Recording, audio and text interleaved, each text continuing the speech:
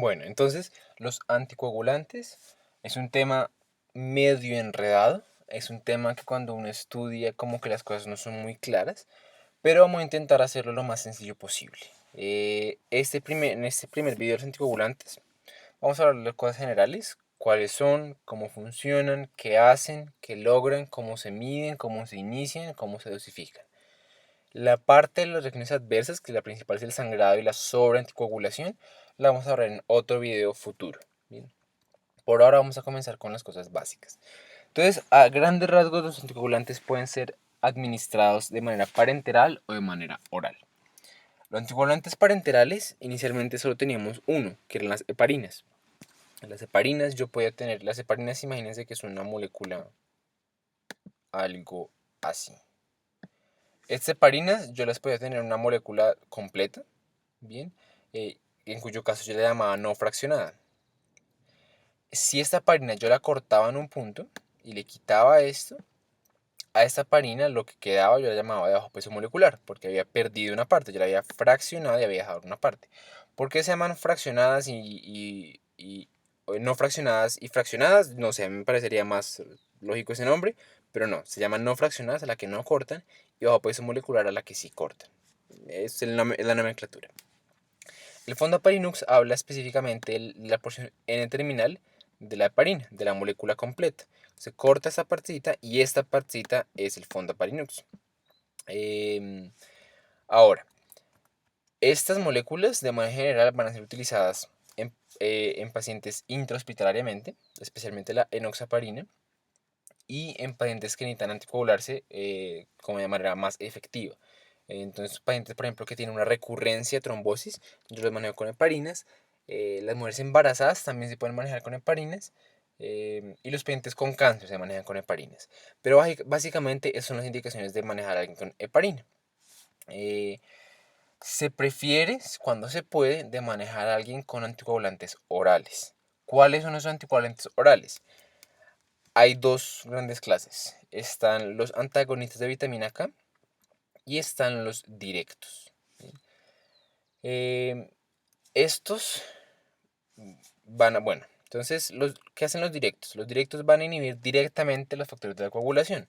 ¿Puntualmente cuáles? Puntualmente el factor 10A activado, o sea, el factor 10 activado, que es, acuérdense, la vía común, y la trombina, que también es de la vía común. Entonces, los que inhiben el factor 10A todos tienen 10A en su nombre, todos tienen Saban. ¿Bien? Entonces, Rivaroxaban, Apixaban, Edoxaban. Esos son como los más importantes anti-10A directos. Los anti-2A, los antitrombina, el más importante es el dabigatran. Y hay unos que son parenterales, que esto nos daña un poquito el juego de que solo las heparinas eran parenterales. Pero está la vivalirudina y el argotraban. Esos son parenterales y son directos. Ahora, en estos, que son los antagonistas de vitamina K, la clase general se llaman los cumarínicos. Sin embargo, uno usualmente lo maneja como warfarina y los demás. Los demás, ¿cuáles son? Son estos que no son muy taquilleros, uno en general no los escucha mucho, pero pues existen. Se diferencian principalmente la warfarina, no en su mecanismo de acción, sino, porque es el mismo, sino en su farmacología, cuál es su vida media, sus reacciones adversas, etc. Entonces, ¿cómo funcionan estos anticoagulantes? La heparina básicamente lo que va a potenciar es la actividad de esto, de la antitrombina. Antes se llamaba la antitrombina 3. La antitrombina es una molécula encargada de, como dice el nombre, de ir contra la trombina. Ella va a catalizar una reacción en la que se inhibe la trombina. Lo que pasa es que lo hace como un tiempo lento. La heparina es un potenciador de actividad casi que 300 a 1000 veces más potente. Entonces hace que la heparina hace que la antitrombina funcione mucho más rápido y que la trombina se degrade mucho más fácil. Es como actúa la heparina. Los directos, por ejemplo, si ustedes observan aquí, dicen antitrombina, pero esto es una inhibición de la antitrombina que es directa. Yo no necesito un factor intermedio, o sea, no lo soy, la heparina, por decirlo así, es una inhibición indirecta de la trombina. Esta es una inhibición directa de la trombina. ¿Sí? Por su parte, los antagonistas de la vitamina K, que la principal es la warfarina, lo que hacen es inhibir una enzima que se llama la epoxidorreductasa. La epoxidorreductasa coge la vitamina K en una forma oxidada y la reduce. al reducirla, ella es capaz de dar, de carboxilar a los factores de la coagulación, volviéndolos inactivos a activos. Ahora, ¿con qué factores hace eso? Como dice aquí, con el factor 2, 7, 9, 10. Y hay dos factores que no aparecen aquí, que son importantes, que son el C y el S. Esto va a ser importante ahorita que hablemos de los eventos adversos, porque aunque estos factores son procoagulantes, bien, y dependen de la carboxilación por parte de la vitamina K, y a su vez, pues, por la warfarina, por la epoxidorreductasa, los C y S son factores anticoagulantes, como dijimos ahorita. Bien, entonces eso va a ser importante, ahorita tengo ahí en el fondo de la mente. Bien, pues entonces básicamente lo que hace la warfarina es que inhibe que la vitamina K se active para que haga su efecto. Eso hace la warfarina inhibe la enzima que permite esto. Entonces, de manera general, lo que uno siempre quiere saber y nunca se lo dicen así tan sencillo es ¿cuándo uso qué? Yo cuándo uso heparinas, cuándo uso warfarina y cuándo uso los directos. Entonces, la regla que yo siempre me llevo, que es una regla sencilla, es esta. Si usted tiene cáncer, embarazo o, que me faltó poner aquí, recurrencia, usted le dio un episodio previo de trombosis, yo lo estaba manejando con algunos de los anticoagulantes, otros, y le volvió a dar trombosis, ahí en cualquiera de estos tres casos yo prefiero las heparinas. Bien. Principalmente, ¿cuál? La mejor en realidad, la más sencilla de usar, es la enoxaparina, que ya la vamos a ver. Sin embargo, pues eso depende un poquito del caso. De manera general, la heparina no fraccionada tiene un poquito más de actividad. Entonces, en casos severos, en infarto de miocardio, inicialmente la heparina no fraccionada tenía como mucho auge. Pero verdaderamente no hay como una recomendación puntual. Ahora, ¿cuándo yo prefiero los cumarínicos, especialmente la warfarina? En estos casos. Uno, cuando tengo enfermedad renal o hepática severa. Entonces una TF menor de 15 o un Child C, que es el estadio más severo de la cirrosis. En esos casos prefiero antagonistas de vitamina K. Cuando tengo síndrome, o sea, trombofilia importante por un síndrome antifosfolípido o una trombofilia presente, prefiero warfarina. Cuando tengo una válvula protésica, estos pacientes en general les va mejor con warfarina. O cuando soy muy gordito. En esto aquí se puede meter un IMC mayor de 40 o un peso corporal total mayor de 100. Y la última indicación es cuando uso medicamentos que alteran a estos, que son los directos. Estos medicamentos, los inhibidores de proteasa usados en VIH, el ketoconazol, la claritromicina, la dronedarona, fenitoína, rifampicina, carbamazepina o verapamilo, ahí prefiero warfarina. Bien. En el resto prefiero los directos. ¿Listo? Si alguien no tiene nada de esto, yo de manera general voy a utilizar un directo, que son como los más sencillos de utilizar, los más agradables para el paciente, no se tienen que monitorizar, o sea, son unos anticoagulantes muy, muy útiles. Bien. Entonces, hablemos un poquito de cosas prácticas. Las heparinas, vamos a hablar de dos. El fondaparinus vamos a ver para después. Vamos a hablar de las de bajo peso molecular, la enoxa principalmente, y la no fraccionada. Entonces, como yo les dije, de manera general nosotros usamos más la enoxa que cualquier otra cosa, pero en algunos casos es mejor la no fraccionada. ¿En cuáles? Casos de lactancia materna, bien, casos de insuficiencia renal, y en casos, ustedes solo van a ver de manera general en la literatura, cuando ustedes quieren tener un efecto muy rápido anticoagulante, no sé, ejemplo, paciente con infarto agudo de miocardio con elevación del ST, ahí uno prefiere heparinas no fraccionadas. Casi que en el resto de casos uno se va más con enoxaparina.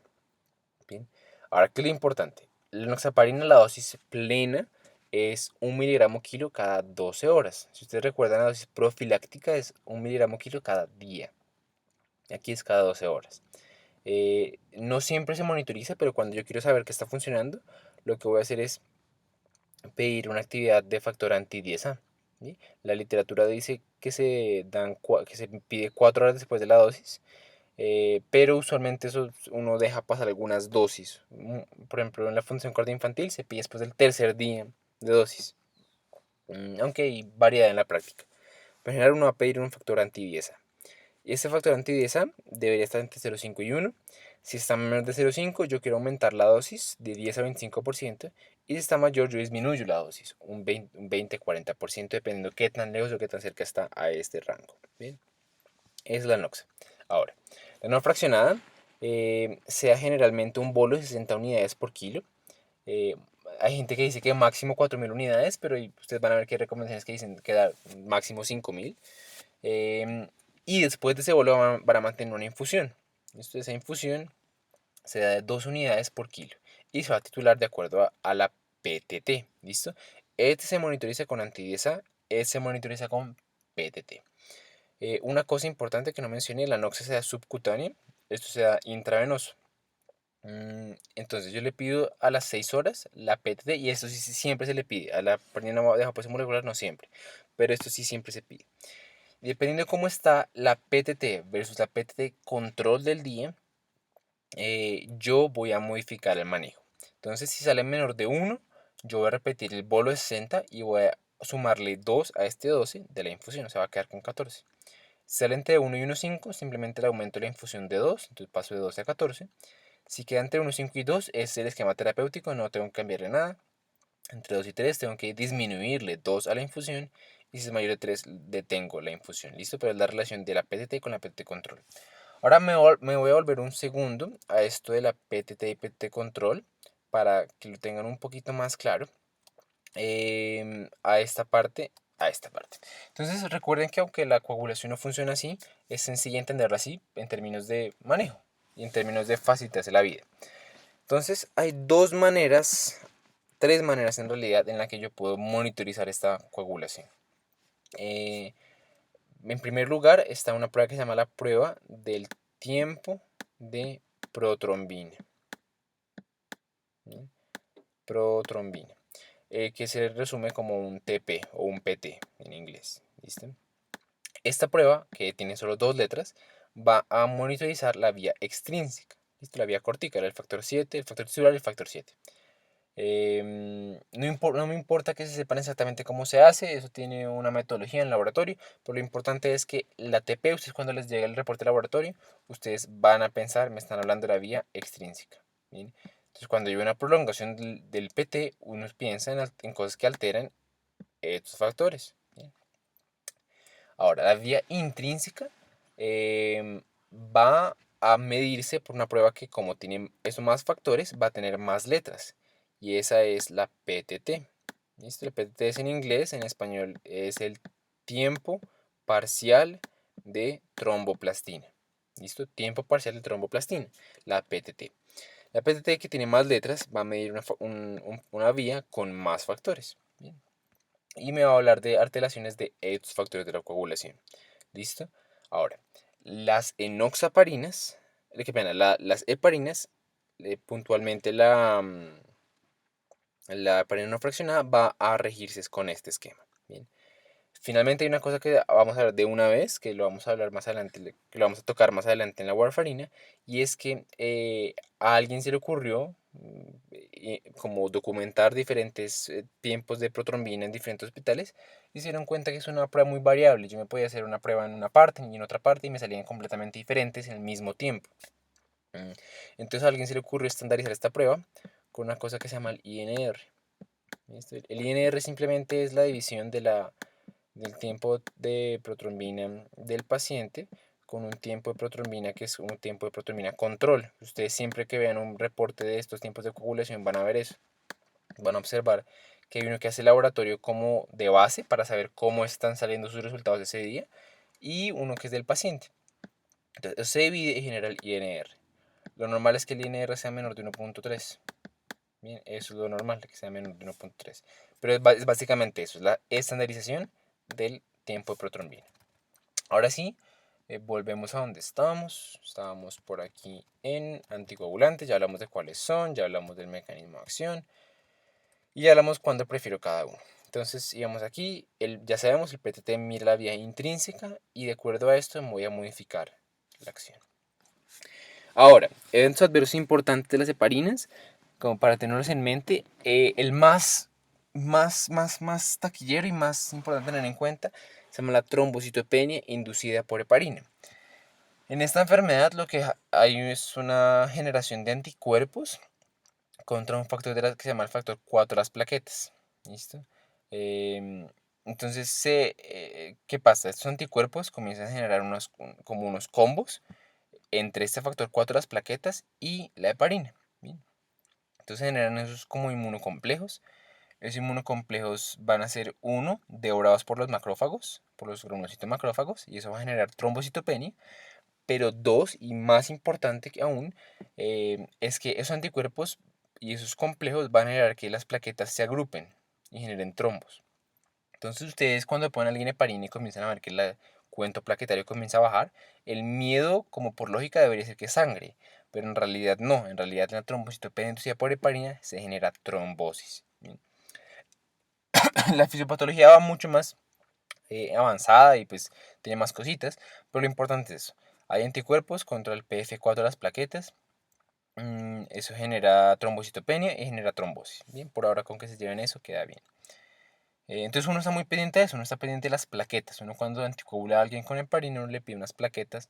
Las guías a uno le dicen cierto riesgo, dependiendo del riesgo del paciente, uno la puede pedir hasta un tiempo o puede que incluso no necesite pedirla, pero es como para tenerlo en cuenta.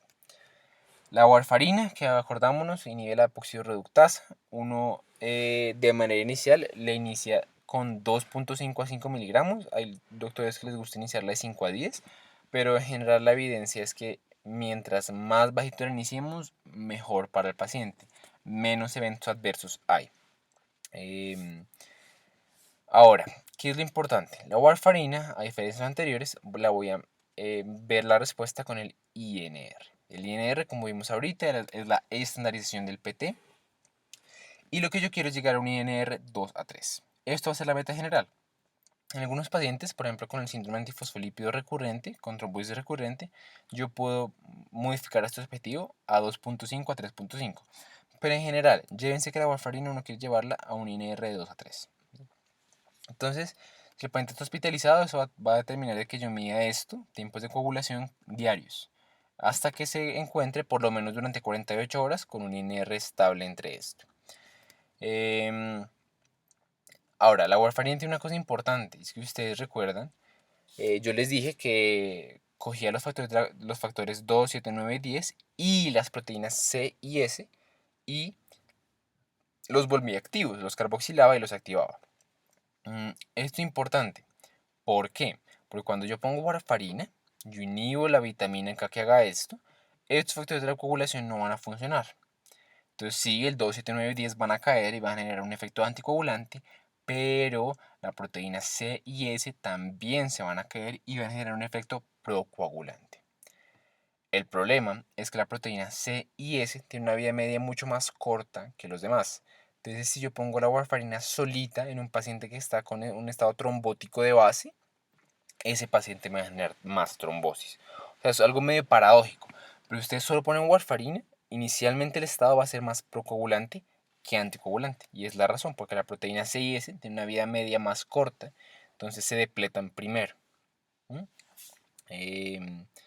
Entonces, ¿qué es lo que hay que hacer? Cuando usted tiene un paciente con trombosis, uno inicialmente hace una cosa que se llama terapia puente. Es que uno inicia la warfarina y la heparina de manera concomitante. Entonces uno se va con sus, no sé, 5 miligramos de warfarina más 1 miligramo kilo de cada 12 horas de enoxaparina. Uno las va a mantener ahí las dos junticas y cuando yo consiga que el INR esté en objetivo, ahí quito la heparina. ¿Por qué? Porque ya me aseguré de que estos factores, aunque estuvieran depletados, también tuvieran depletados los factores de la coagulación 2, 7, 9 y 10. ¿Bien? Entonces ya no me va a pasar este evento adverso que es la necrosis inducida por warfarina. Los directos son hay varios, pero estos son los tres más importantes. El de Vigatran se inicia con 150 miligramos cada 12 horas. El Rivaroxaban 15 miligramos cada 12 horas. Y luego, pues, después de 20 días se pasa a 20 miligramos. Y el Apixaban 10 miligramos cada 12 horas. Entonces, sencillo. 10 por 15, 150. ¡Pum! Ahí está la dosis. Bien.